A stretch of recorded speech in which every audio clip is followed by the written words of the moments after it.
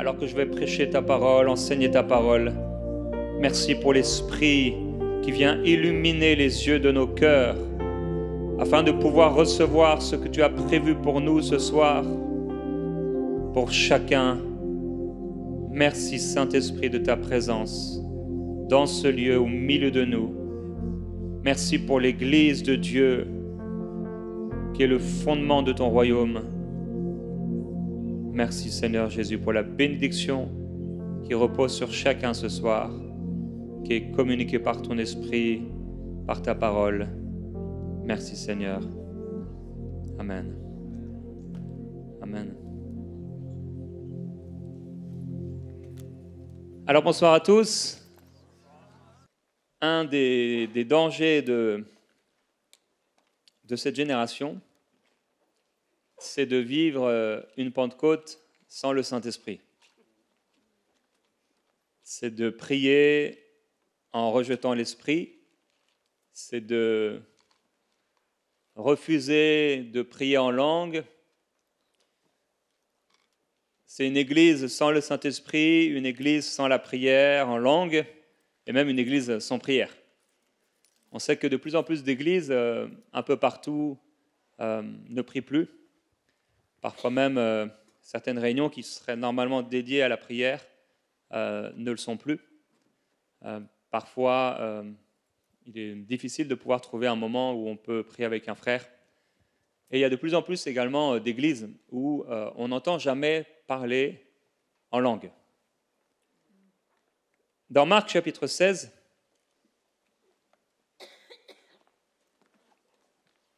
Jésus parle des signes qui accompagneront ceux qui auront cru. Il dit au verset 15, « Allez dans le monde entier et prêchez la bonne nouvelle à toute la création. Celui qui croira, qui sera baptisé sera sauvé, mais celui qui ne croira pas sera condamné. » Ça aussi, ça fait partie des versets qu'on entendra de moins en moins dans les églises dans le monde. On ne veut plus parler de condamnation, on ne veut plus parler d'enfer, on ne veut plus parler du véritable évangile. « Voici les signes qui accompagneront ceux qui auront cru en mon nom. » J'aime que l'évangile de Marc se termine avec ces passages. « En mon nom, ils chasseront les démons. » Alors, il y a plein d'églises où on ne chasse pas les démons. Plein d'églises où on n'en entendra jamais même parler. Alors, soit c'est parce que les personnes qui sont dans ces églises n'ont pas de démons, personne, il n'y a aucun démon nulle part.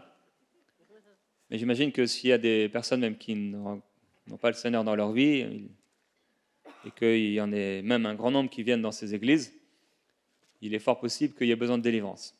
Et nous savons aussi, bien des enfants de Dieu sont oppressés, ont aussi parfois besoin de délivrance, parce qu'ils sont oppressés, voire obsédés par des esprits mauvais. Et en fait, on arrive dans une génération où on va philosopher l'évangile, on va enlever la puissance de l'évangile, et la puissance du miraculeux et du surnaturel, et faire finalement des adeptes d'une religion, ne heurter personne, ne choquer personne, ne déranger personne, n'embêter personne, que tout le monde soit content et surtout qu'à la fin, vraiment, tout le monde soit heureux et tout le monde soit satisfait du message qui a été donné, de la réunion qu'on a pu passer. Et j'aimerais dire, ça, c'est pas du tout l'évangile. Du tout. Je lisais dans ma méditation personnelle ce matin, Jésus qui est en train de dire aux Juifs qu'il faut manger son corps et il faut boire son sang. Et ils sont complètement bouleversés. Et il dit, mais ma chair est vraiment une nourriture et mon sang est vraiment un breuvage. Et il continue et il dit, si vous ne buvez pas mon sang et vous ne mangez pas ma chair, vous ne pouvez pas être sauvé. Vous ne pouvez pas me suivre. Et ça va être un choc pour les Juifs, mais également même pour ses disciples qui marchaient avec lui depuis longtemps. Et un grand nombre de disciples qui suivaient Jésus à ce moment-là ont arrêté de le suivre parce que ça dérangeait profondément. Et il a eu l'audace d'aller auprès de ses 12 disciples et de leur dire « Et vous, vous ne voulez pas non plus vous en aller ?» Donc imaginez aujourd'hui un pasteur qui fait ça. Est-ce que l'esprit qui était sur Jésus est encore sur nous aujourd'hui? Est-ce que ce que Jésus était appelé à faire et ce qu'il a fait, est-ce qu'on pourrait encore le vivre aujourd'hui? Est-ce que le Saint-Esprit, est-ce que Jésus voudrait aujourd'hui qu'un homme, un pasteur ou un croyant puisse adresser de telles paroles qui dérangent et qui bouleversent? Alors on arrive dans un moment où l'Église dans le monde, et beaucoup de pasteurs et beaucoup de gens et de prêtres ne veulent plus déranger les gens. Alors c'est comme au McDo. Viens tel que tu es. Et c'est vrai. Jésus acceptait que tous viennent à lui. Mais par contre, il y avait un prix pour pouvoir le suivre. Il dit, si quelqu'un veut me suivre, qu'il porte sa croix. D'abord, qu'il renonce à lui-même. Parce que porter sa croix sans avoir renoncé, ça va être très dur. Qu'il renonce à lui-même, qu'il porte sa croix et qu'il me suive. Son message était radical. Il dit, si quelqu'un ne hait pas son père, sa mère, ses frères, ses sœurs et même sa propre vie, il ne peut être mon disciple. Alors on entend de moins en moins de messages comme ça, de moins en moins de messages de repentance. On veut des messages qui font du bien, des messages qui exaltent, des messages qui encouragent. On sait que quand il y a une réunion qui est prévue de prière, il y a moins de gens, 4 fois, 6 fois, 8 fois, 10 fois moins de personnes présentes dans ces réunions-là que lors du culte du dimanche matin ou de la célébration du dimanche matin, parce que les gens ne veulent plus prier. Et si encore, en plus, on dit que cette réunion de prière, ce sera une prière en faveur des missionnaires ou des chrétiens persécutés, vous pouvez encore diviser. Si on sait que le pasteur, ce dimanche-là, va nous prêcher un message sur donner à Dieu, on ne va pas forcément venir. Par contre, si on sait qu'il va prêcher un message où là, on va pouvoir recevoir son miracle, là, on va venir. Et c'est ce qui se passe partout. C'est ce qui se passe sur Internet, c'est ce qui se passe dans les églises. Partout, les gens sont à la recherche, comme il avait été prophétisé, de docteurs qui sont simplement en train de leur flatter, comment on dit? Caresser dans le sens du poil. Ils se donneront une foule de docteurs. Des gens qui ne les dérangeront pas. Donc c'est tellement facile aujourd'hui. D'ailleurs, c'était impossible à l'époque de se donner une foule de docteurs. C'était pas possible. Aujourd'hui, c'est possible avec Internet. Tu peux avoir une foule de docteurs et choisir et sélectionner. Ah non, ce prédicateur, j'aime bien, il prêche la grâce. Ah, ce prédicateur, j'aime bien, il prêche la richesse. Ah, ce prédicateur, j'aime bien, il prêche ceci, il prêche cela. Je n'avais pas prévu de donner cette introduction, mais c'est ça que l'Église dans le monde est en train de devenir. Mais, merci au Seigneur, il y a un reste.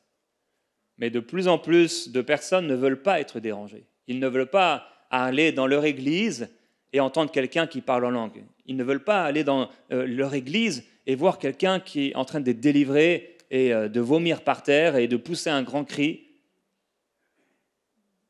En fait, ils n'auraient pas voulu même être avec Jésus parce que c'est ce qui se passait dans le ministère de Jésus. Et ça devient vraiment très embêtant. Parce que si tu enlèves l'esprit, si tu enlèves la puissance, si tu enlèves les signes, qu'est-ce qui reste?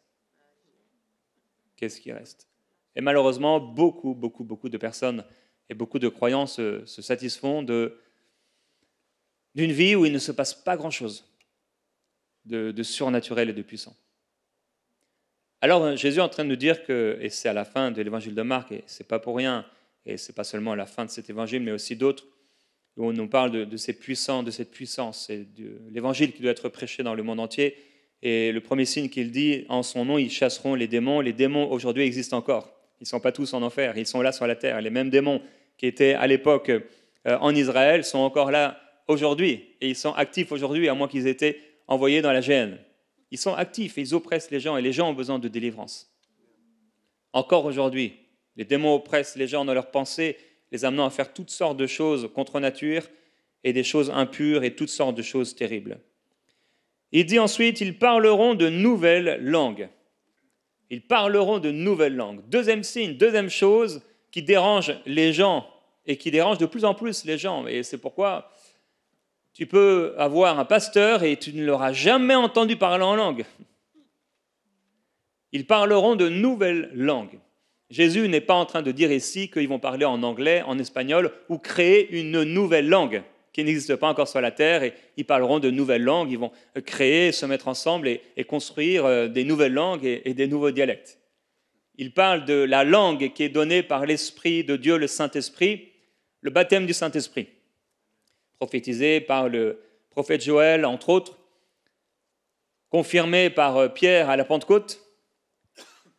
Ils parleront de nouvelles langues, ils saisiront des serpents, s'ils boivent quelques breuvages mortels, il ne leur fera point de mal, ils imposeront les mains aux malades, et ceux-ci seront guéris. Le Seigneur, après avoir parlé, fut enlevé au ciel et il s'assit à la droite de Dieu. C'est intéressant que, en fait, tous ces signes ont été remis en question dans l'histoire de l'Église, dans le monde. Dans Actes chapitre 1, et là encore, bien sûr, intéressant que les actes des apôtres ou du Saint-Esprit commencent par cela. En fait, c'est Jésus qui apparaît à ses disciples, et là, c'est la dernière fois, et il leur dit, nous connaissons ce texte. Au verset 5, Jean a baptisé d'eau, mais dans peu de jours, vous serez baptisés d'Esprit Saint. Ça, c'est ce qu'il leur avait dit déjà à l'avance, avant sa mort et sa résurrection.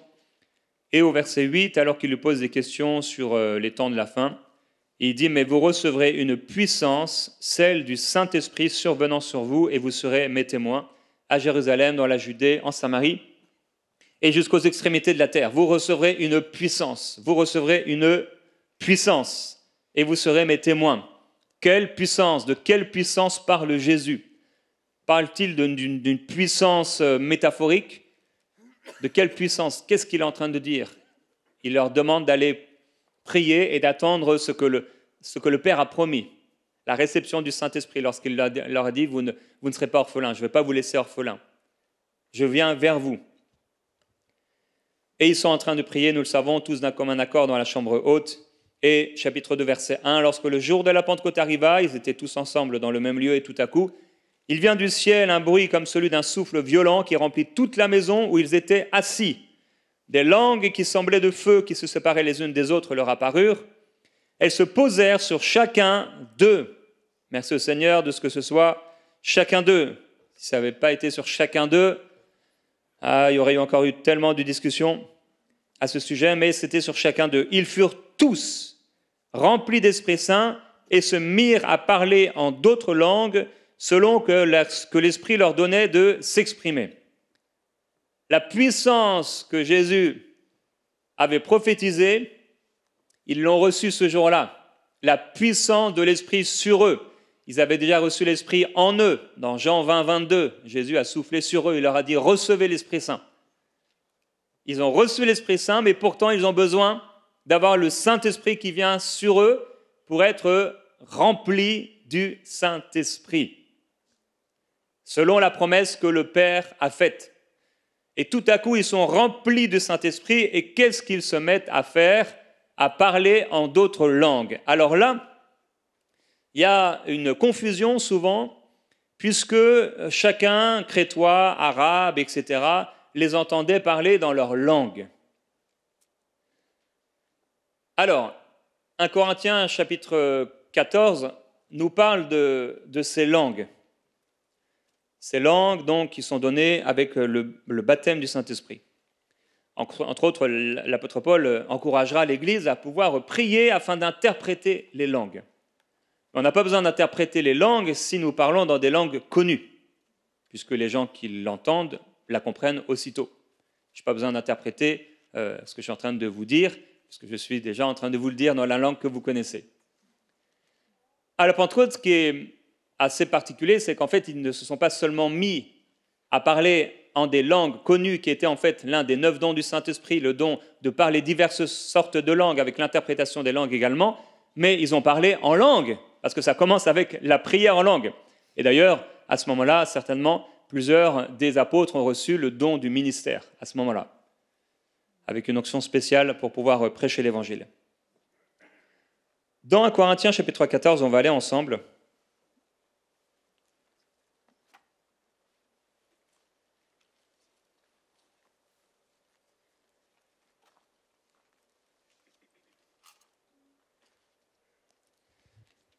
L'apôtre Paul vient de parler de l'amour, et au verset 1 du chapitre 14, il dit rechercher donc l'amour, aspirer aussi au don spirituel, mais surtout à celui de prophétie. En effet, celui qui parle en langue ne parle pas aux hommes, mais à Dieu, car personne ne le comprend, et c'est en esprit qu'il dit des mystères. Qu'est-ce qu'il dit? Celui qui parle en langue, qui le comprend? C'est ça, personne et Dieu. Personne sur la terre et Dieu. Quand tu parles en langue, personne ne te comprend. À la Pentecôte, ils ont parlé en langue. Des langues que personne ne comprenait. Mais ils ont aussi parlé en langue. Des langues qui étaient interprétées, le don des langues. Le don des langues. Le don des langues, on le retrouve un peu plus tôt dans 1 Corinthiens, chapitre 12.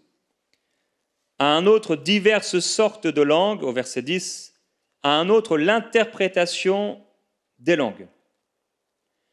Alors, à un autre, diverses sortes de langues. Alors ici, ce don est en deux facettes. Il peut avoir le don, tu es en train de parler en langue, et ça va se suivre avec une interprétation des langues. Mais il y a aussi le parler de diverses sortes de langues où tu n'as pas appris cette langue-là. Tu te retrouves quelque part en Inde, tu es en train de prier, tu es peut-être dans une église ou quelque part, et tu sens l'impulsion de l'esprit pour parler en langue. Tu parles en langue et tu ne réalises pas, mais tu es en train de parler dans la langue locale et de dire des mystères, des prophéties, des choses sur Dieu et sur les gens qui t'entourent. C'est le don de parler diverses sortes de langues. C'est un don qui a été souvent utilisé dans l'histoire de l'Église dans le monde depuis des générations. Le don, donc, de parler diverses sortes de langues, toujours dans un but d'utilité commune, d'édification ou de conversion, à un autre, l'interprétation des langues.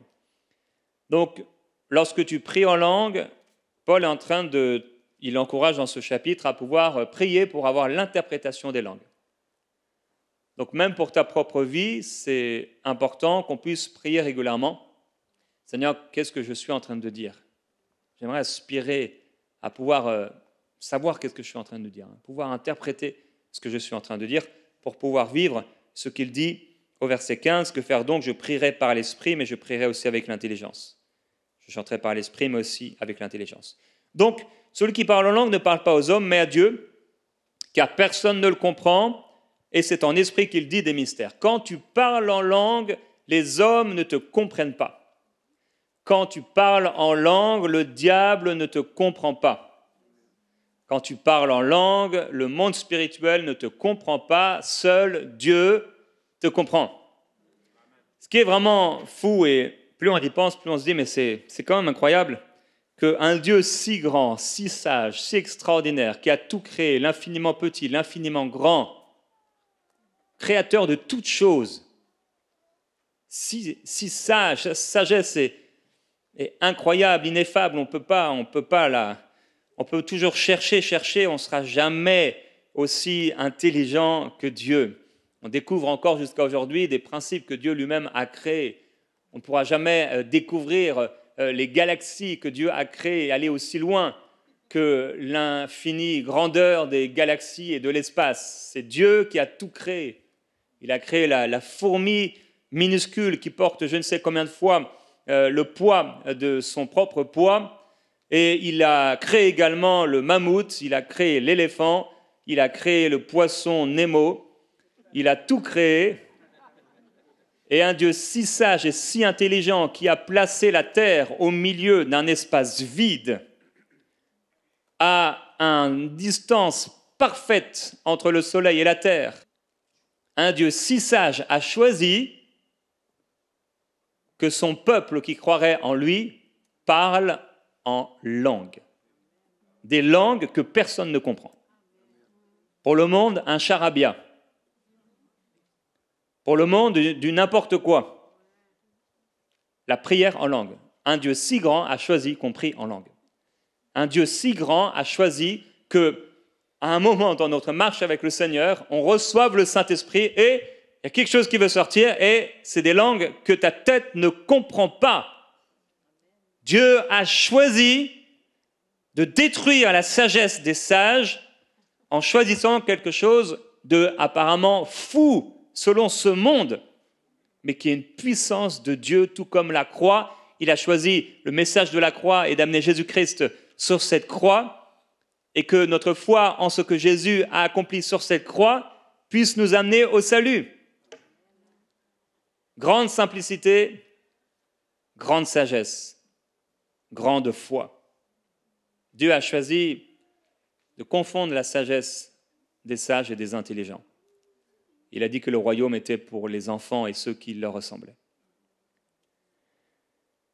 Alors quand tu parles en langue, les hommes donc ne te comprennent pas, mais Dieu te comprend. Le chapitre de 1 Corinthiens 14 a fait beaucoup parler, puisqu'il a pu donner l'impression que l'apôtre Paul est en train de dire dans l'Église, il ne faut pas prier en langue. À aucun moment dans ce chapitre ou dans la parole de Dieu, il est écrit de ne pas parler en langue, dans le sens ne parle pas en langue, il n'est pas bon de parler en langue. C'est intéressant de voir la manière dont il va conclure ce chapitre. En fait, ce chapitre, il est en train de parler d'une réunion où l'Église tout entière est assemblée. D'ailleurs, il le dit au verset 23. Si donc l'Église entière se rassemble. Il parle de l'Église entière. Par exemple, d'un culte du dimanche matin. L'Église entière est rassemblée. Ce qui n'est pas le cas aujourd'hui. Donc, dans ce contexte de l'Église qui est là, rassemblée, alors qu'il est en train de parler comment les choses doivent se passer dans cette réunion où l'Église entière est assemblée, il va conclure son message sur les dons spirituels, puisqu'il parle ici des dons spirituels et particulièrement le don de la prophétie, avant de parler d'un autre sujet qui est la résurrection du Seigneur, au chapitre 15, verset 1. Je vous rappelle que le chapitre et les versets, le numéro des chapitres et des versets n'était pas là à l'origine, bien sûr, c'était une lettre. Au verset 40, il dit, on peut lire même au verset 39, « Ainsi donc, frères, aspirez à prophétiser », il conclut son discours sur ce point, « aspirez à prophétiser, et n'empêchez pas de parler en langue, mais que tout se fasse avec bienséance et avec ordre. » Le but de l'apôtre Paul, dans ce qu'il est en train de dire ici sur les dons spirituels, comment une réunion doit se passer, c'est que tout cela doit se passer avec ordre. C'est pour ça qu'il dira, par exemple, s'il y a 2 ou 3 qui prophétisent, alors qu'ils le fassent à tour de rôle et qu'on puisse écouter. Il parlera même des femmes, et aussi un des passages qui a été le moins bien compris ou qui a été plus difficile à comprendre. Pierre dira que même certains écrits de Paul étaient difficiles à comprendre quand il parlera des femmes, qu'elles se taisent dans l'Église. Le verbe ici, taire, c'est le verbe sigao. Ce verbe sigao est souvent utilisé dans le terme de ne pas couper la parole à quelqu'un. Par exemple, dans Actes,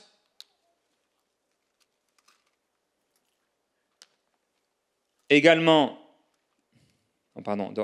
Actes, chapitre 15, verset 12, les apôtres et Pierre est en train d'expliquer comment ça se fait qu'il était voir les païens. Quand d'ailleurs il a été voir ces païens dans cette maison, pendant qu'il était en train de prêcher l'évangile, que s'est-il passé au chapitre, dans les Actes des Apôtres, un peu plus tôt? Eh bien, les gens vont se mettre à parler en langue et recevoir l'Esprit. Au verset 12, toute la multitude garda le silence et on écouta Barnabas et Paul raconter tous les signes et les prodiges que Dieu avait faits par eux au milieu des païens. Lorsqu'ils se turent, Jacques prit la parole. Donc ils étaient en train de parler ici et ça débattait, ça coupait la parole, etc. Et à un moment, l'assemblée s'est tue, sigao. Parce que quelqu'un devait prendre la parole par-dessus les autres. C'est le verbe qui est utilisé. À un autre moment également, c'est toujours le même terme qui va être utilisé, sigao, lorsque de la même manière des gens vont vouloir s'exprimer, parler, et on va les faire taire, et c'est le même terme qui est utilisé, sigao. Donc, 1 Corinthiens 14 nous parle d'ordre.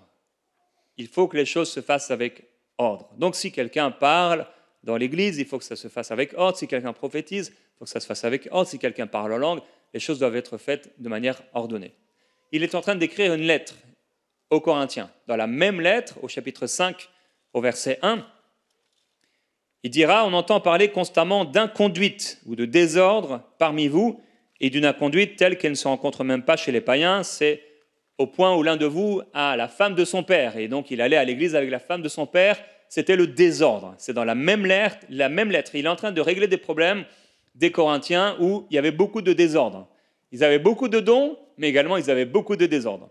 Donc j'imagine qu'il y avait des réunions où les gens, ou les femmes aussi, pouvaient couper la parole les uns aux autres et quelqu'un, peut-être Pierre ou quelqu'un voulait prêcher et c'était difficile de le faire parce qu'à tout moment ils étaient coupés par telle et telle personne. Et donc il va ramener l'ordre au milieu de tout cela. 1 Corinthiens chapitre 14. Il va parler donc de la prophétie, encourager à la prophétie. Il va expliquer que s'il vient, au verset 6 du chapitre 14, 1 Corinthiens toujours, « Maintenant, frères, de quelle utilité vous serais-je si je venais à vous en parlant en langue, au lieu de vous apporter une parole de révélation, connaissance, prophétie, enseignement ?» On fait une réunion, on se retrouve le dimanche matin, alors que toute l'Église entière est réunie. Il y a des personnes qui connaissent le Seigneur, le peuple de Dieu, il y a des personnes qui ne connaissent pas le Seigneur. Et au milieu donc, de ces gens qui sont rassemblés, le prédicateur arrive, il prend le micro et il commence à parler en langue. Il parle en langue, il ne dit pas bonjour, il ne dit rien. Il parle en langue, les 2 heures se terminent, il a parlé en langue. À la fin, il pose le micro et il s'en va. Et il dit ici, de quelle utilité je serais si je n'apporte pas une révélation ou une connaissance, donc un enseignement, une prédication, une prophétie ou un enseignement. Il dit non, on ne peut pas faire comme des objets inanimés, ça doit être utile, ça doit être bénéfique pour les gens qui sont là. Donc il dit dans l'Église, quand l'Église tout entière est réunie, je préfère dire 5 paroles avec mon intelligence pour édifier, parce que dans ce chapitre, il parle du fait d'édifier les autres, de construire, de bâtir les autres. Le verbe édifier, c'est vraiment le terme bâtir. C'est le même terme de construire la maison. Quand Jésus parlera de bâtir le royaume, ou si un homme ne bâtit pas sur le roc mais sur le sable, c'est le même terme qui est utilisé pour bâtir une maison. Donc l'autre ne sera pas bâti si tu parles en langue tout le long. La personne probablement ne sera pas sauvée, quoique Dieu pourrait le faire si ça a été conduit par l'Esprit, s'il t'entend juste parler en d'autres langues. Donc, plutôt, il a dit au verset 5, « Je veux que vous parliez tous en langue. » Je veux que vous parliez tous en langue, mais je veux encore plus que vous prophétisiez. Il est toujours en train de parler dans l'église, dans une réunion. C'est bien que vous parliez en langue, il faut que tout le monde parle en langue, mais il faut surtout que tous prophétisent. Pourquoi ? Parce qu'il dit, parce que ta prophétie va édifier l'autre, va encourager l'autre. Mais c'est clair, et dans ce passage, on a souvent, on dit, jeter le bébé avec l'eau du bain. Donc on arrive à la conclusion, non, dans l'église, il ne faut pas parler en langue. Ce n'est pas ça que veut dire ce texte. Déjà, on peut s'arrêter sur ce point, je veux que vous parliez tous en langue. Ça fait résonance avec ce qui s'est passé à la Pentecôte, où ils ont tous été remplis du Saint-Esprit. Où Pierre également s'est mis à prêcher à un moment, donc à ces païens qui ne connaissaient pas l'Évangile, et il est en train de prêcher, et ils se mettent tous à parler en d'autres langues. Ils sont remplis du Saint-Esprit. Il dit, je veux que vous parliez tous en langue. C'est la volonté de Dieu que tous ses enfants parlent en langue. En mon nom, ils parleront de nouvelles langues. Le prophète Joël a dit, prophétiserait, etc. Le baptême du Saint-Esprit est la volonté de Dieu pour tous les croyants.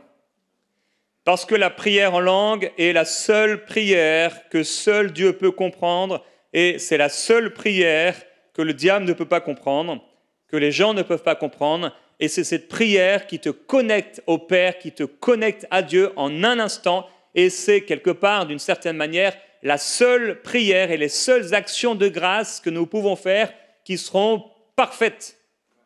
Quand tu pries en langue, tu rends d'excellentes actions de grâce. Et Paul dit, l'autre n'est pas édifié.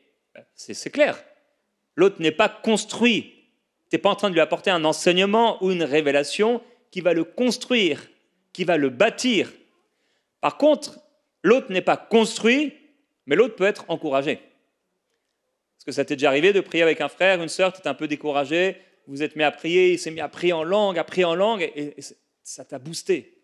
Ça a comme attisé quelque chose à l'intérieur de toi, parce que c'est le même esprit. Donc, quand l'autre parle en langue, je ne suis pas construit dans ma foi, je ne suis pas bâti dans ma foi. Je vais commencer à être bâti dans ma foi quand je vais moi-même commencer à parler en langue. Quand je parle en langue, ce n'est pas l'autre qui est bâti, c'est moi qui suis bâti. C'est moi qui suis construit à l'intérieur. Donc, celui qui parle en langue, il est édifié. Il est fortifié. Il est encouragé. Il est construit. Quand tu parles en langue, tu es édifié. Paul dira, celui qui parle en langue s'édifie lui-même. L'un des problèmes aujourd'hui des croyants dans le monde, beaucoup de croyants, c'est les épreuves, les difficultés et le fait que beaucoup sont découragés. Ils se sentent découragés, ils se sentent affaiblis, voilà, il y a des tempêtes, etc., il y a des vents contraires, il y a le Dieu de ce siècle qui est là dans le monde et on a absolument besoin d'être fort dans ce monde sans Christ. Dieu nous a donné une solution et cette solution, eh bien, souvent, nous la refusons même dans l'Église. Nous refusons la solution que le Seigneur nous a donnée et cette solution, c'est nul autre que la prière en langue. La prière en langue, elle t'édifie, elle te construit, elle te bâtit, elle fortifie ton être intérieur. On a absolument besoin de passer beaucoup de temps à prier en langue. Je crois qu'on ne prie pas assez en langue. Paul disait, je rends grâce à Dieu, verset 18, de ce que je parle en langue plus que vous tous.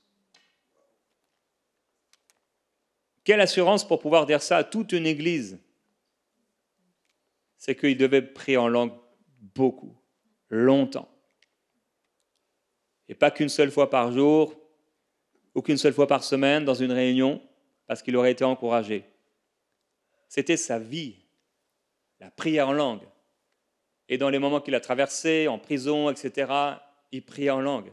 Dans les moments où il n'y avait pas les parchemins qu'il lui a demandé d'apporter, les livres, etc., et qu'il n'y avait rien d'autre que la cellule dans laquelle il était et les autres prisonniers, rien pour lire, il priait en langue.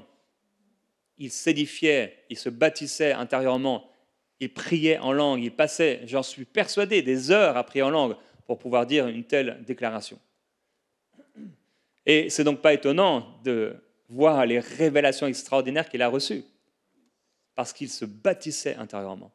En fait, on est dans un monde complètement naturel, tout à la fois spirituel, mais dans un monde, le monde des sens et des émotions, et voilà, et on a vraiment besoin de ne pas être psychologique dans notre foi, mais de pouvoir être spirituel dans notre foi. Jésus, le Père, Dieu, a voulu qu'on puisse parler en langue, que tous puissent parler en langue. Les 120 qui étaient dans la chambre haute, le Père, Dieu, a voulu que personne ne soit mis à l'écart, et que ces 120 ne parlent pas en langue seulement le jour de la Pentecôte, mais toute leur vie. C'est pourquoi on voit par la suite qu'en effet, ils se retrouvent dans certains endroits avec des frères et eh bien, ces frères sont baptisés du Saint-Esprit comme j'en ai parlé. Dans Actes chapitre 19, par exemple, c'est un des exemples. La Bible ne nous a pas donné tous les exemples, sinon ça aurait été très long de lire la Bible. Paul, après avoir traversé les hauteurs du territoire, se rend dans une ville à Éphèse. Il rencontre quelques disciples et leur dit « Avez-vous reçu l'Esprit Saint quand vous avez cru ?»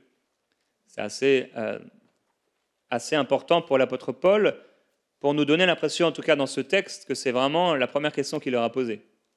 « Avez-vous reçu l'Esprit Saint quand vous avez cru ?» Ils lui répondirent « Nous n'avons même pas entendu dire qu'il y ait un Esprit Saint. » Il dit, quel baptême avez-vous donc reçu? Ils répondirent, le baptême de Jean. C'était un baptême de repentance avant la mort du Christ. Alors Paul dit, Jean a baptisé du baptême de repentance. Il disait au peuple de croire en celui qui venait après lui, c'est-à-dire en Jésus. Quelqu'un qui s'arrête au baptême de Jean-Baptiste, malheureusement, il ne sera pas sauvé parce que le salut vient en Jésus, aujourd'hui.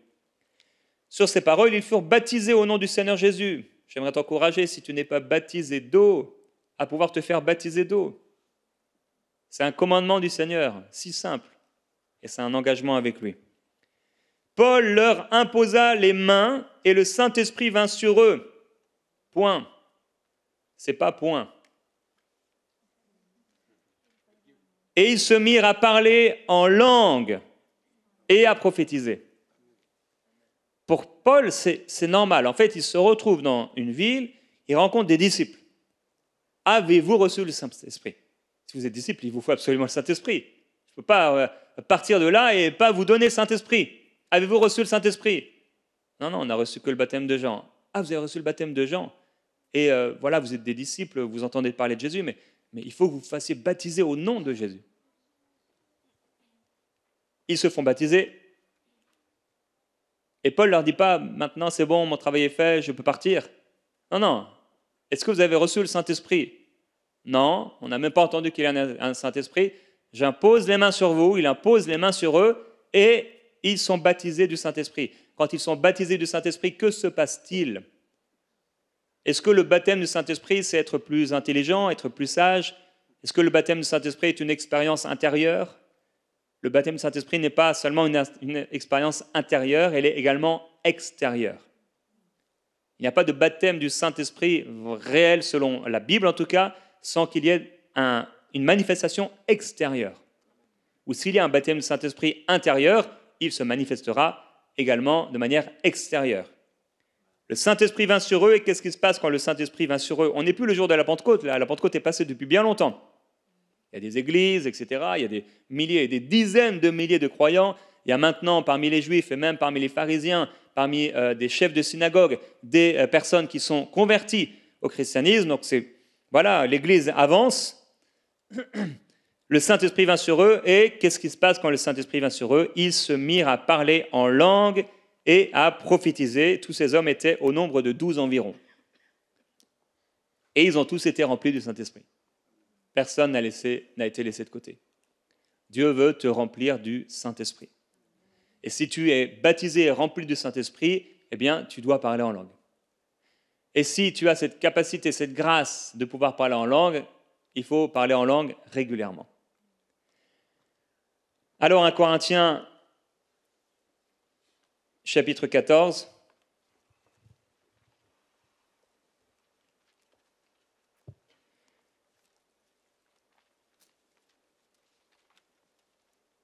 Verset 14. Si je prie en langue, mon esprit est en prière. L'esprit, c'est la dimension où Dieu nous parle. C'est notre dimension spirituelle, c'est celle qui restera toujours. Ce corps restera sur la terre, il pourrira, il sera transformé. L'esprit, c'est là où Dieu habite. Notre corps est le temple du Saint-Esprit, mais ce n'est pas notre corps physique, c'est notre être entier. Ce corps est une tente pour un temps et une sorte d'habitation de l'esprit, mais l'esprit n'habite pas dans ma main. Si on me coupe la main, j'ai encore l'esprit. Si on me coupe les deux bras, j'ai encore l'esprit. Si je suis comme Nick Vujicic, qui n'a ni jambes ni bras, il a encore l'esprit. L'esprit habite dans notre esprit. Nous avons été scellés par le Saint-Esprit. Que faire donc? Je prierai par l'esprit, mais je prierai aussi avec l'intelligence. Je chanterai par l'esprit, mais je chanterai aussi avec l'intelligence. Quand il dit « je prierai par l'esprit », il est en train de dire, bien sûr, « je prierai en langue ». Il parle de la prière en langue. J'ai déjà dit ici que c'est intéressant de regarder que pour l'apôtre Paul, c'est d'abord l'esprit. C'est d'abord la prière en langue, avant la prière dans notre langue. Il dit « je prierai par l'esprit » et ensuite, je prierai avec l'intelligence. Je chanterai par l'esprit et ensuite, je chanterai avec l'intelligence. Quand tu pries chez toi, à la maison, dans ta voiture, tu commences par quoi? Bien sûr, on a le droit de commencer dans notre langue, mais si tu pries jamais en langue, il y a un problème qu'il faut simplement régler et c'est facile de le régler. C'est une prise de conscience de ce que Dieu a voulu, la prière en langue. Et il dit autrement, si tu rends grâce par l'Esprit, donc si tu es simplement en train de rendre grâce en langue, parce que rendre grâce, il dit verset 18, verset 17, il est vrai, tu rends d'excellentes actions de grâce, donc il est en train de parler de la prière en langue, mais l'autre n'est pas édifié. Donc au verset 16, autrement, si tu rends grâce donc par l'Esprit, comment celui qui est assis parmi les simples auditeurs, ici il parle des simples auditeurs, donc il parle très certainement bien sûr des personnes qui ne connaissent pas le Seigneur, puisque le terme veut dire non instruit ou non initié. Comment la personne qui est là et qui n'est pas initiée, qui ne comprend pas ce que tu fais quand tu pries en langue, répondra-t-il « Amen ». Oui, c'est vrai, à ton action de grâce, puisqu'il ne sait pas ce que tu dis. Tu rends, il est vrai, d'excellentes actions de grâce, mais l'autre n'est pas édifié. Ensuite, il parlera de la prophétie et des langues qui sont un signe au verset 22. Les langues sont un signe, non pour les croyants, mais pour les non-croyants. C'est quelque chose de surnaturel. Quand quelqu'un, un non-croyant, entend quelqu'un parler en langue, et l'apôtre a l'air de se contredire ici, puisqu'il va encourager à parler en langue, il va dire que c'est un signe pour les non-croyants, donc si c'est un signe, ça doit être vu normalement. Mais en même temps, il est en train de dire que les choses doivent se faire en ordre et que si tout le monde parle en langue, ils vont se dire qu'on est fou. Alors il n'est pas en train de dire que tout le monde ne doit pas parler en langue, mais il dit que si on parle en langue, on doit aussi prophétiser. Donc si dans une célébration du dimanche matin, on est tous en train de parler en langue et qu'on sait qu'il y a des personnes qui ne connaissent pas Jésus qui arrivent au milieu de nous, il faut absolument qu'au milieu de ce parler en langue, à un moment, quelqu'un élève sa voix plus fort que les autres et se mette à prophétiser. Ou quelqu'un se mette à parler plus fort que les autres et à interpréter une langue qui a été donnée. Nous étions dans une église en Bretagne où les choses, ça arrivait à peu près tous les dimanches, en tout cas que des prophéties étaient données, oui, et régulièrement que quelqu'un se mettait à parler en langue très fort, sous l'impulsion de l'esprit, et une autre personne se mettait à interpréter. En région parisienne, notre pasteur, lui, faisait souvent, soit il se mettait à parler en d'autres langues et c'est sa femme qui interprétait, ou c'était l'inverse, je ne sais pas si c'était lequel qui interprétait, mais je crois que c'est lui qui se mettait, non, c'est sa femme souvent qui se mettait à parler en langue, ou lui, et l'autre interprétait. Dans notre église en Bretagne, la femme du pasteur également, elle souvent se mettait à chanter en langue. Elle se mettait à chanter en langue et il y avait également une interprétation. Et à chaque fois, bien sûr, c'était édifiant. Pour soit la personne, parce que c'était que pour une personne, ou pour l'église entière. Et quand ces personnes faisaient ça et que c'était toi qui étais la cible de Dieu à ce moment-là, la cible de l'Esprit, tu ressentais au moment même où la personne commençait à élever la voix, l'onction du Saint-Esprit descendre sur toi. Comme un encouragement à dire, attention, ouvre tes oreilles, c'est pour toi. La prophétie, on en a besoin. Verset 39. Ainsi donc, frères, aspirez à prophétiser et n'empêchez pas de parler en langue, mais que tout se fasse avec bienséance et avec ordre. Et il dira également, ça je n'ai pas lu ce passage,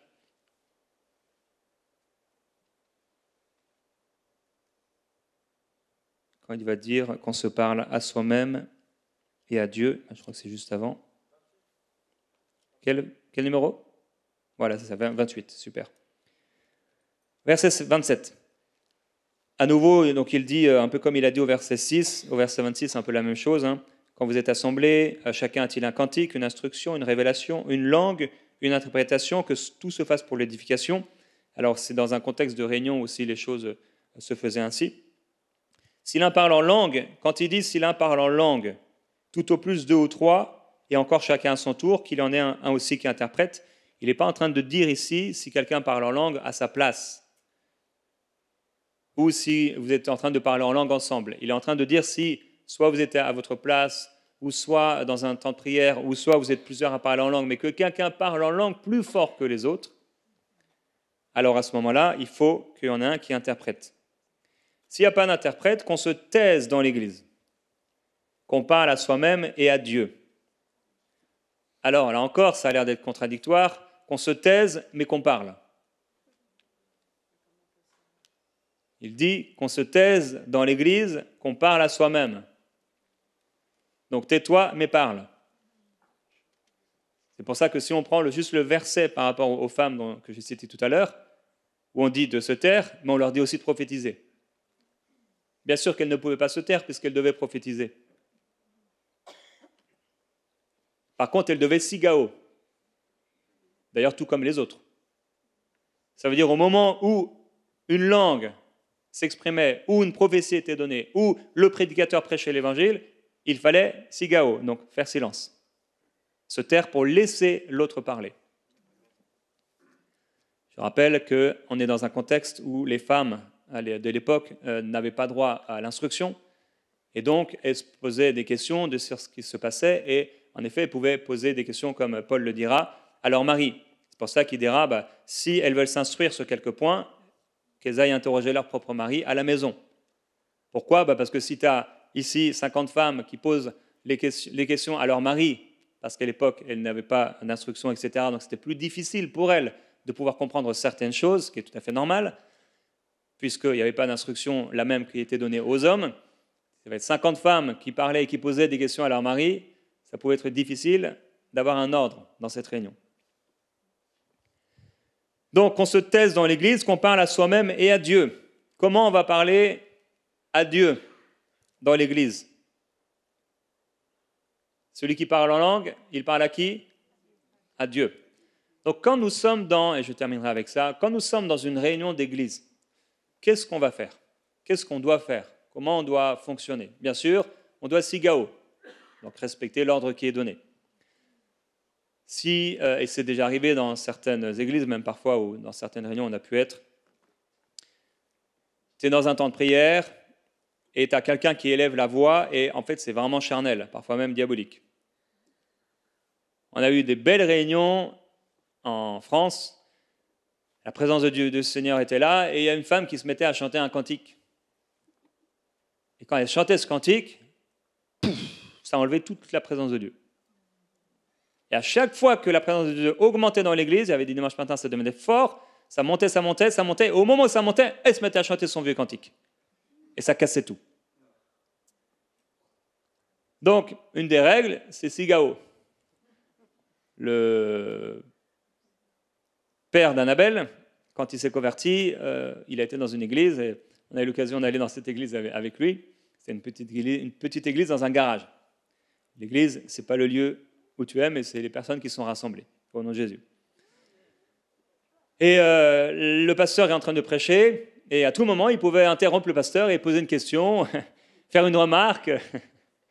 Donc il a dû apprendre à sigao, à faire silence, à se taire, parce que sinon c'est le désordre, et c'est exactement ce qui se passait chez les Corinthiens.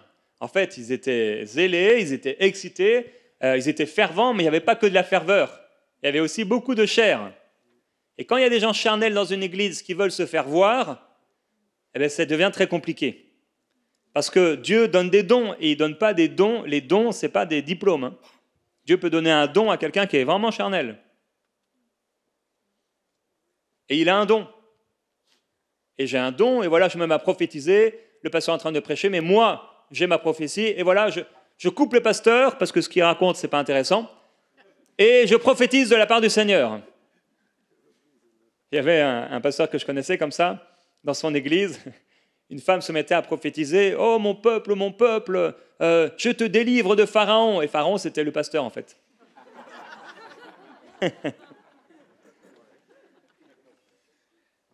Quand on laisse la chair s'exprimer, c'est le désordre. C'est le désordre. C'est pour ça que dans ce passage, dans ce chapitre, toujours, à Corinthiens 14, finalement, on aura vu tous les versets, hein, il dit au verset 32, « Les esprits des prophètes sont soumis aux prophètes, car Dieu n'est pas un Dieu de désordre, mais de paix. » Ça veut dire que si même tu reçois un don, donc tu as le don de prophétie qui vient, tout à coup tu reçois quelque chose et ça boue à l'intérieur, il est en train de te dire, c'est Dieu qui parle bien sûr, que ton esprit il est soumis à qui tu es. Il y a des gens qui disent « Ah, je n'ai pas pu faire autrement !» Non, si, tu peux faire autrement en fait. Je vais t'expliquer que en fait, ce que tu reçois de la part de Dieu, tu peux le donner au temps convenable. Quelqu'un peut recevoir une prophétie, ça peut bouillir à l'intérieur, mais il faut pouvoir attendre le temps convenable. et pouvoir le donner au moment convenable. Et parfois, le moment convenable, ce sera à la fin de la réunion et d'aller voir par exemple la personne pour qui tu as reçu cette chose-là. Ça peut être aussi le temps convenable, puisque les contextes, la grandeur de l'assemblée font que les choses se passent de manière différente. Aujourd'hui, c'est un contexte assez différent que ces réunions qu'il y avait lorsque vous assemblez. Chacun a-t-il un cantique, une instruction, une révélation, une langue, une interprétation? Donc même là, quelqu'un ne pouvait pas se mettre à chanter un cantique comme ça de lui-même. Les choses sont organisées et ordonnées. Sinon, ça devenait le désordre. Donc, tu te retrouves dans une église de 10 000 personnes, ou dans une église de 1000 personnes, ou de 500 personnes, c'est sûr que l'ordre et la façon dont on va vivre la réunion est différente que si tu es dans un groupe de maison, ou si tu es dans une réunion de prière à la maison, ou si tu es en train de prier avec ton mari, ou avec ta femme, ou avec un ami. Ce n'est pas la même chose. Tu ne vas pas faire les choses de la même manière. Les esprits des prophètes sont soumis aux prophètes, parce que Dieu n'est pas un Dieu de désordre, mais de paix. Donc, comment on va vivre la réunion? Sigao, donc on fait silence, et ça, d'une manière générale, bien sûr, c'est très bien respecté. Également, on va prier, puisque sa maison, c'est une maison de prière. Normalement, ça devrait déjà commencer avant, mais on va parler de ce qui se passe ici quand on est réunis ensemble, quand on est réunis. Parce que réunir, ça veut dire déjà ensemble. Quand on est réunis, tu pries en langue. Tu es en prière. Tu es en train de prier. Maintenant, tu pries en langue, tranquille. Tu pries en langue, pas à l'intérieur. La prière en langue, la langue, elle doit s'exprimer. Donc, il y a un son qui va sortir de toi. Tu pries en langue. Tu es en train de prier en langue. Tranquille. Bien sûr, si quelqu'un est à côté de toi, il va t'entendre. Mais tu n'es pas en train de lui parler. Parce que l'apôtre Paul, ici, est en train de parler des dons spirituels, donc du fait de vouloir parler à quelqu'un. Quelqu'un veut prophétiser, quelqu'un veut donner un don des langues, quelqu'un veut apporter un cantique, etc. Tu es en train de parler en langue. C'est là que vient Sigao. C'est quand quelqu'un est en train de parler au-dessus des autres. Mais là, tu parles en langue, mais à toi. Et bien sûr, d'ailleurs, il y a des gens qui ne savent pas chuchoter. « Hey, tu peux me passer Hey, qu'est-ce qu'il a dit le pasteur ?» Donc même s'il parle en langue, ça s'entend. La personne à côté d'elle, elle va entendre. Est-ce que lui qui ne sait pas chuchoter, il va se taire maintenant? Non, qu'il parle. En fait, Paul n'est pas en train de dire « arrêtez de parler en langue », puisqu'il conclut même comme ça. N'empêchez pas de parler en langue. N'empêchez pas de parler en langue. Mais ça doit se faire avec ordre. Donc même si on est 100 personnes réunies, et que chacun est en train de parler en langue à soi-même et à Dieu, en train de parler en langue tranquillement, c'est l'ordre. D'ailleurs, si la personne en responsabilité de la réunion dit « ce soir, c'est une réunion de prière, on a un temps maintenant, on va tous prier en langue ». Tout le monde prie en langue. C'est de l'ordre. C'est de l'ordre parce que la personne en responsabilité de la réunion a dit que c'était le moment pour parler en langue. Donc c'est de l'ordre. À la Pentecôte, c'était de l'ordre. Ils se sont tous mis à parler en d'autres langues. Mais c'était l'ordre de Dieu. Quand Pierre est en train de prêcher l'évangile, c'était l'ordre de Dieu, ils sont tous remplis du Saint-Esprit. Ils se mettent à parler en d'autres langues. Donc, il y a des moments où la personne est là, à l'avant, et elle peut se mettre à parler en d'autres langues. Ce n'est pas du désordre, puisqu'elle est elle-même en charge de la réunion. Maintenant, si, comme je l'ai dit, de A à Z, elle ne fait que de parler en langue, elle n'amène pas une parole d'exhortation, d'encouragement, à un moment ou à un autre dans la réunion, ça devient un peu quelque part, on passe à côté de l'utilité commune et du but de la réunion. Mais si c'est une réunion de prière, comme on va faire dans 3 semaines, on va prier pendant 90 minutes en langue. Parce que pour certains, ça va être un baptême dans quelque chose de nouveau. Ça va être de l'ordre, parce que c'est organisé pour ça. Je pense que c'est assez clair. Ça va, c'est le 90 minutes qui vous a bouleversé.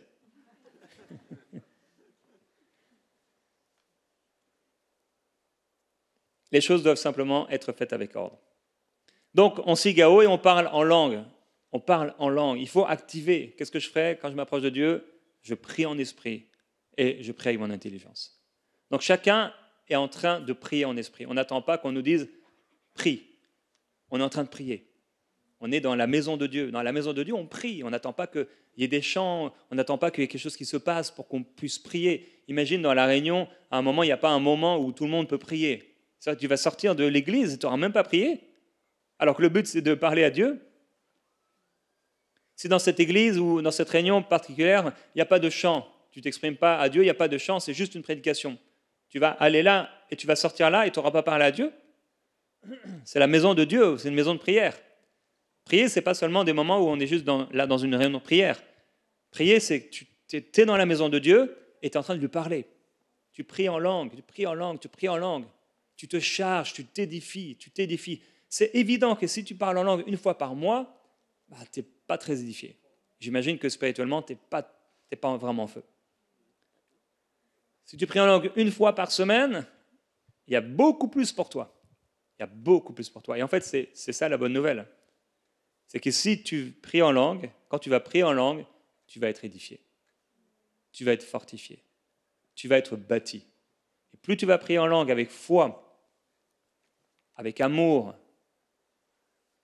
plus tu vas être encouragé, plus tu vas être fortifié, plus tu vas être rempli. Parce que la manière que Dieu a voulu remplir son peuple, c'est en priant en langue. Et en priant les uns pour les autres. Comment être rempli du Saint-Esprit alors qu'on a déjà été baptisé? Bien, c'est en priant en langue. Parfois, on va commencer, on ne sent pas la présence de Dieu, mais on le fait parce que c'est comme ça que Dieu a voulu qu'on fasse. Ce n'est pas à chaque fois le Saint-Esprit qui descend ou des langues de feu qui apparaissent. Une fois qu'ils se sont mis quand ils ont été remplis du Saint-Esprit, ils se sont mis à parler en langue. On sait que quand on a été rempli du Saint-Esprit une fois, c'est pour toujours. 1 minute après, tu peux continuer à parler en langue. 20 minutes après, un jour après, 1 année après, 10 ans après, 30 ans après, tu peux parler en langue. À tout moment, tu peux parler en langue. Jésus a dit, voici les signes qui accompagneront ceux qui auront cru. En mon nom, ils chasseront les démons, ils parleront de nouvelles langues. Le dernier moment avec ses disciples, donc ça c'est juste avant de partir, et également dans ce moment avec les disciples, il dit, attendez ce que le Père a promis. Vous recevrez une puissance et vous serez mes témoins. Pourquoi les témoins? Parce que quand tu es édifié, quand tu es construit, quand tu parles en langue régulièrement, que tu es rempli de l'esprit, ça va t'amener à témoigner. Tu deviens un chrétien dynamique, un croyant dynamique, un disciple avec une envie, parce que quand tu vas prier en langue, tu vas aussi prier pour des choses que tu ne connais pas. La Bible dit que tu dis des mystères sur toi-même. Tu es en train de préparer des choses à l'avance, pour aujourd'hui et pour demain. Tu es en train de prier régulièrement pour des personnes que tu vas rencontrer, pour des situations que tu vas rencontrer. Tu es en train de prier pour ces choses-là. Tu es en train de prier parfois pour le salut des personnes. Ça t'est peut-être déjà arrivé, tu penses à quelqu'un, alors l'interprétation des langues, ce n'est pas la traduction des langues, c'est l'interprétation. On interprète, pas avec notre intelligence, mais il y a quelque chose qui vient dans notre esprit et ça prend une sorte de forme. Et là, tu vas interpréter ce que l'esprit est en train de dire. Et quand on prie en langue, on va parfois interpréter sans le savoir. Tu es en train de prier en langue et tout à coup, tu penses à une situation ou tu penses à une personne, tu ne réalises pas que ce que tu es en train de vivre, c'est une interprétation. L'Esprit est en train de te montrer, tu es en train de prier pour cette personne ou pour cette situation.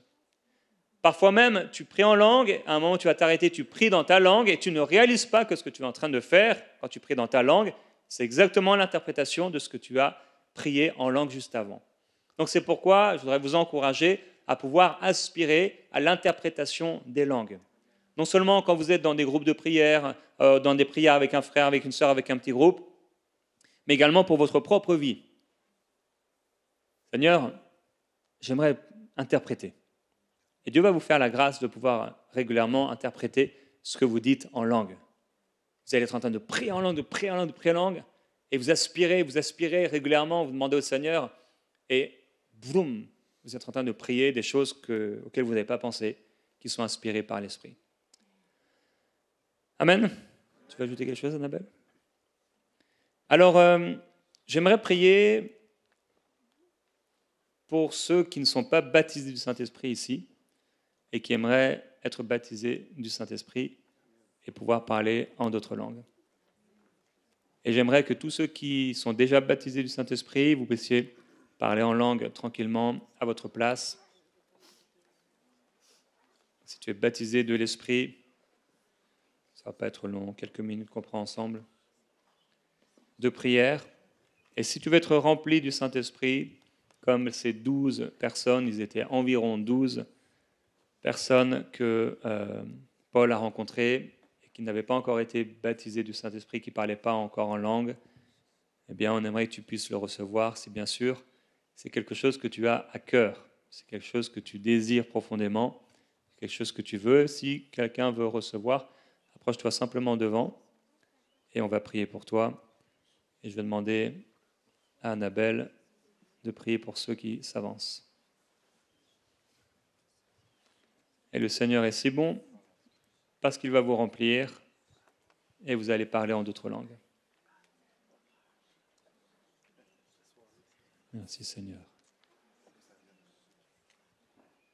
Je vais demander à Annabelle de prier pour les sœurs qui sont là, à Kevin de prier pour les frères qui sont là aussi, afin que vous soyez remplis de l'Esprit. Alléluia. Alors ce qu'on va faire, tu veux. Ce qu'on va faire, on va prier pour vous.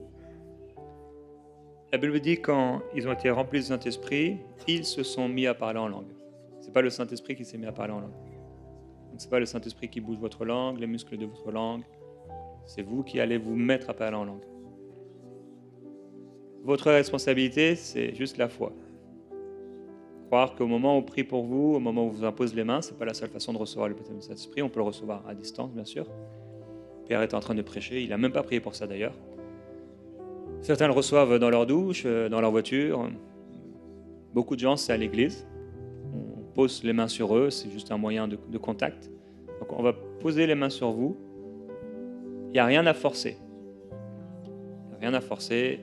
C'est le Saint-Esprit qui nous le donne. Jésus nous dit, et c'est formidable, il est en train de parler des pères de ce monde et il dit que le Père céleste est bien meilleur.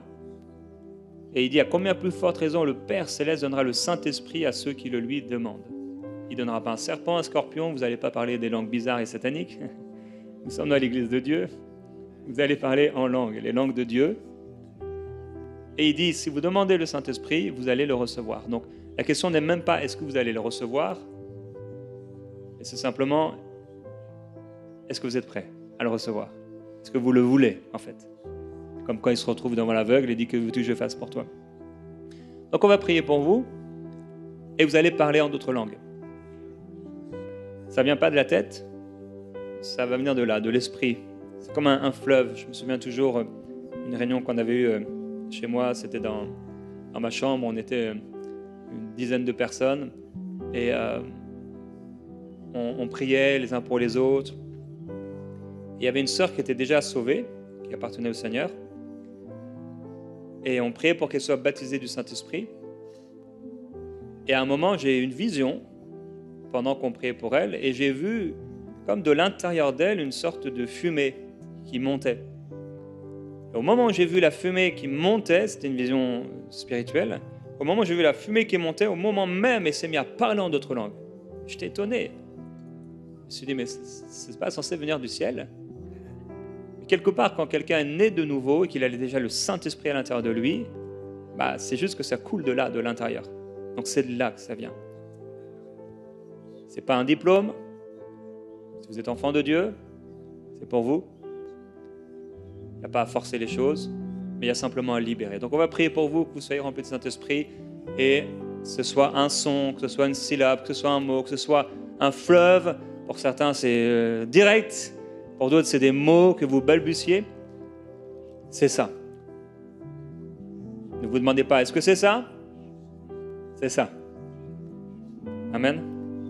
On va prier pour vous et tous ceux qui sont présents ici. Simplement prier en langue, ça permettra de mettre en pratique ce qu'on a entendu ce soir.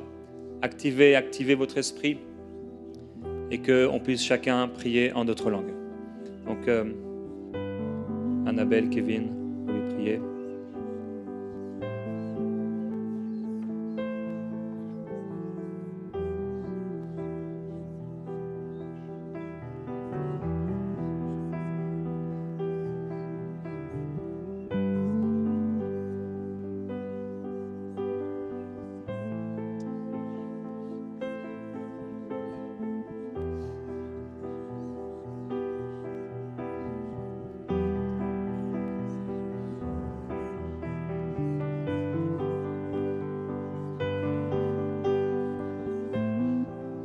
moment où on va prier pour vous, au moment où on prie pour vous, si vous fermez la bouche, il n'y a rien qui sortira.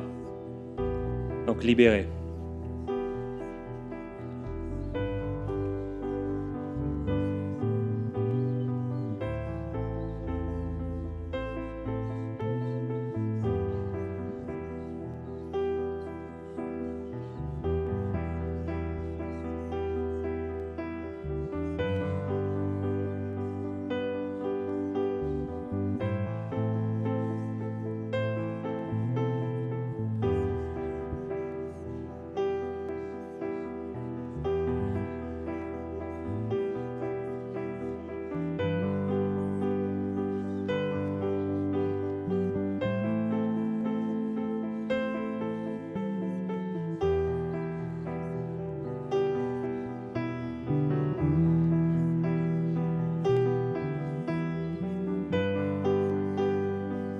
Sote braba babaya so kiriberia babaya city.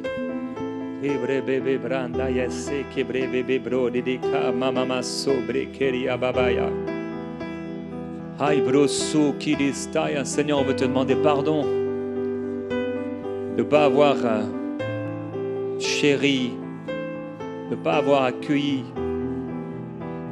de ne pas avoir su saisir l'importance de prier en langue, d'avoir été trop naturel, trop psychique. La parole déclare que l'homme psychique, l'homme animal ne reçoit pas les choses de l'Esprit de Dieu parce que c'est une folie pour lui.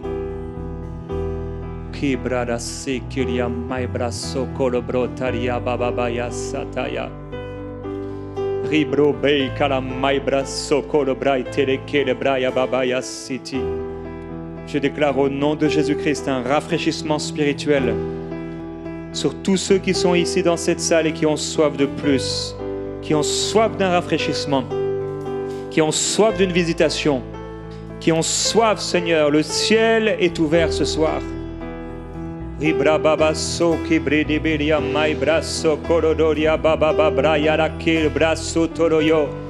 Alléluia, merci parce qu'il y a des murailles, des forteresses qui tombent ce soir dans les pensées. Des choses qui étaient dans les pensées, des doctrines fausses, mensongères qui bloquaient l'édification, qui bloquaient la construction intérieure et qui empêchaient des frères et des sœurs d'aller plus loin dans leur vie de prière, dans leur vie de témoignage.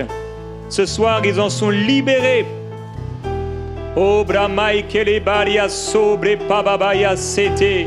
Tu peux prier en langue là où tu es avec ferveur maintenant.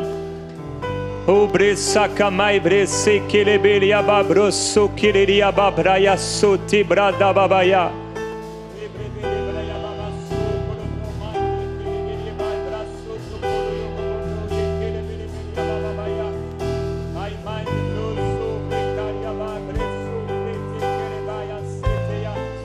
Alléluia.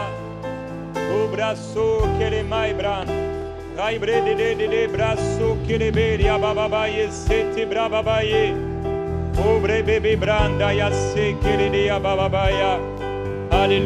alléluia.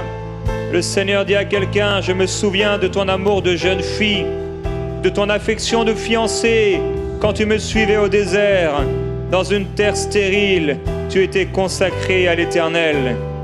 Quelle injustice vos pères ont-ils trouvé en moi pour s'éloigner de moi et pour se rallier à ce qui est vain et devenir eux-mêmes vanité. Ils n'ont pas dit où est l'Éternel. Ils m'ont abandonné, moi, la source d'eau vive, pour se creuser des citernes crevassées qui ne retiennent pas l'eau.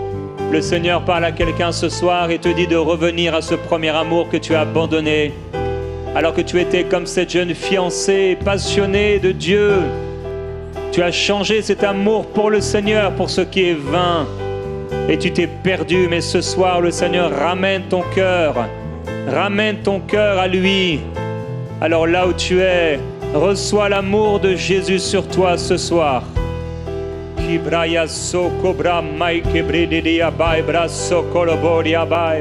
y a encore quelqu'un qui veut recevoir le Saint-Esprit ce soir, le baptême du Saint-Esprit, tu peux t'approcher encore. Et là où tu es assis à ta chaise, si tu es déjà rempli de l'Esprit ou debout, j'aimerais que tu puisses commencer à chanter en langue. à chanter en langue là où tu es. Chanter en langue, c'est comme prier en langue, mais avec une mélodie. Alors commence à chanter en langue, chante en langue, chante en langue. Qu'est-ce que ça fait? C'est que souvent, ça produit une liberté. Ça produit une liberté. Si tu l'as même jamais fait, vas-y. Quand on prie pour vous, que vous commencez à parler en d'autres langues, parlez avec force, parle avec force, parle avec force. Et alors que tu parles avec force en langue, tu peux retourner à ta place et continuer de prier en langue.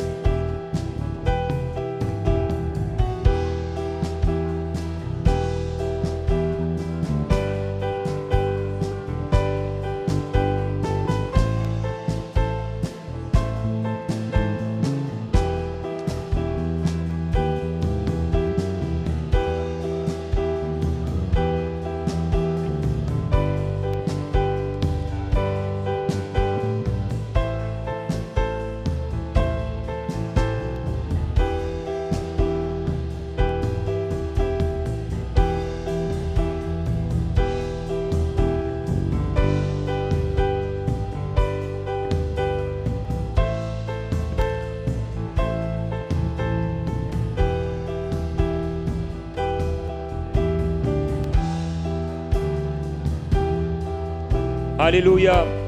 Comme je l'ai dit que c'était que quelques minutes, si certains vous devez rentrer à la maison, que le Seigneur vous bénisse. On va continuer encore quelques minutes pour ceux qui souhaitent continuer.